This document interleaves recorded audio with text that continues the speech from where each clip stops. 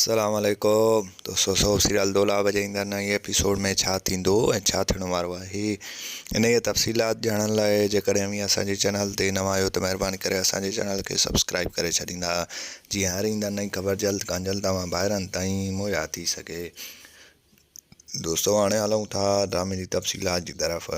तव्हांखे ॾेखारियो वेंदो त ईंदड़ नई एपिसोड में तमामु घणो मज़ो थियण वारो आहे, जिते तव्हां ॿाहिरनि खे ॿुधायो वेंदो त जेको आहे सो मंसूर खान जी माउ सोचींदी त जेको आहे सो असांखे हाणे वरी जेको आहे सो राज़न ऐं मुराद ॾे वञिणो पवंदो। जीअं पहिरीं हाज़िरी अथई जेको आहे सो हेॾो राज़न केस सां हथु खणी वञे त होॾो मुराद खणी वञे, छो जो मुराद जो को बि साथी मोह न आहे, तंहिं करे जेको आहे सो मुराद तमामु जल्द जेको आहे सो केस सां हथु खणी वेंदो। बाक़ी रहियल आहे राज़न बि हथु खणी वेंदो ऐं राज़न वारनि जो एतबार जेको आहे सो मीर नवाज़ खान खां खॼी वेंदो। उन्हनि खे ख़बर आहे त सॼी कमीनाई पई करे रहियो आहे।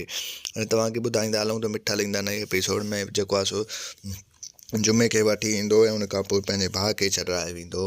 ऐं तव्हांखे ॿुधाईंदा हलूं त ईंदा नई एपिसोड में जेको आहे सो मुराद खे पंहिंजी घरवारी चवंदी त हाणे जेको आहे सोडल खे तूं माफ़ु करे छॾ, सोडल वॾो कमु कयो आहे जो अली मुराद जी ज़िंदगी बचाई अथसि। तंहिं खां पोइ जेको आहे सो हू चवंदसि त मां वॾो आहियां, हुनखे घुरिजे थो मूं वटि अचे। ऐं होॾो वरी तव्हांखे ॿुधाईंदा हलूं त सोडल खे पंहिंजो पीउ बि चवंदो त जेको आहे सो तूं ई खणी वञु, ॾिस त हुनजो रवैयो छा आहे। तंहिं खां पोइ जेको आहे सो तव्हां ॿई ठाह करे छॾियो।